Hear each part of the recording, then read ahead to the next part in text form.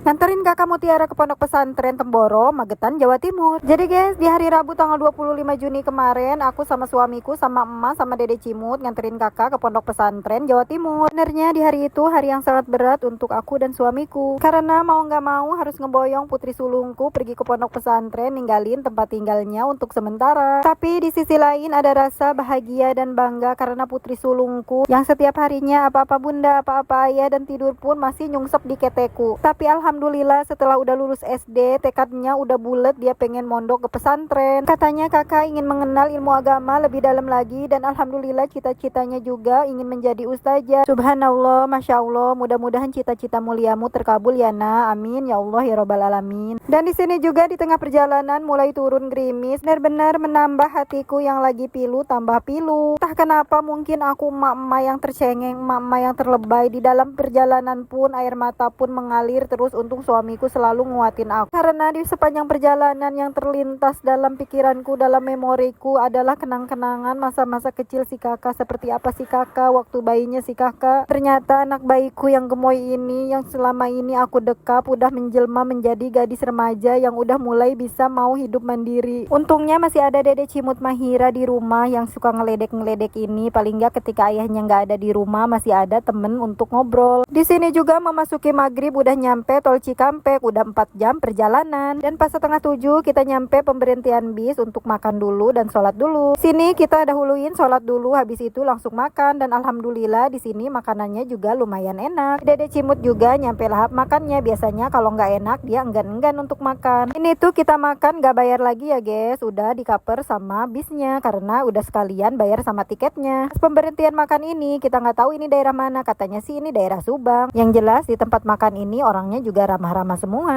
Alhamdulillah kita semua udah beres makan. Ya tentunya kita di sini nggak bisa nyantai-nyantai karena nggak enak ya, soalnya kan ditungguin sama bisnya. Setelah habis makan nggak lupa kita cuci tangan dulu ya guys, karena aku tadi nyuapin dede Cimut pakai tangan nggak pakai sendok, jadi harus bersih lagi cuci tangannya. Karena waktu pemberhentian istirahatnya udah selesai, lanjut kita naik bis lagi. Di sini kalau paling asik naik bis itu si dede, bener-bener deh dia kalau udah naik bis kata dia mah naik tayo. Pokoknya semangat 45, nyampe ciri-ciri bis yang dia tumpangi juga hafal di depannya seperti apa. Dan di sini juga di dalam bis si dede Cimut Mahira punya temen sederetan lagi duduknya, namanya si Areta, sama-sama usianya cuman beda setahun. Padahal baru kenal di bis, dalam perjalanan ini udah kayak kenal lama aja, bener-bener dah berdua itu ngoceh-ngoceh mulu, udah kayak emak-emak rempong ngegosip. Pokoknya sepanjang perjalanan mereka ngobrol aja berdua, asik aja berdua. Nyampe selesai itu jam setengah 11 malam baru pada tidur. Emang lucu ya kalau bocah itu cepet banget akrabnya. Setelah hening kita udah pada tertidur pules, dan aku pun kebangun udah nyampe Boyolali, habis itu tidur lagi. Nggak taunya udah nyampe aja terminal Mospati Magetan. Pas udah nyampe terminal Mospati kira-kira sekitar jam 3 subuh. Untuk perjalanan ke dalam ke Magetan pesantren Temboro itu kita harus naik kendaraan lagi, dan naik kendaraannya di sini kita naik bentor. Tahu nggak bentor apa guys? Iya, beca motor. Bentor itu beca motor. Aku juga baru pertama kali naik ini ya guys. Tadinya di sini suamiku mau nyari bentor lagi, tapi kata pak bentornya muat kok, katanya cuma satu bentor juga. Dan ajaibnya iya muat guys. Aku di depan, aku emak sama dede Cimut sama kakak Mutiara, dan di belakang pak suami sama pak bentornya. Dan 2 koper sama tas kecil ditaruh di atas bentornya. Alhamdulillah muat. Sebenarnya sih rada-rada ngeri juga, tapi karena pak bentornya udah ahli, tapi enak juga sih naik bentor. Jadi seru juga ternyata naik bentor, udah kayak mirip-mirip naik bajai gitu ya guys, tapi cuman ini terbuka semua depannya. Oke deh, di sini kita lanjut nyari penginapan dulu.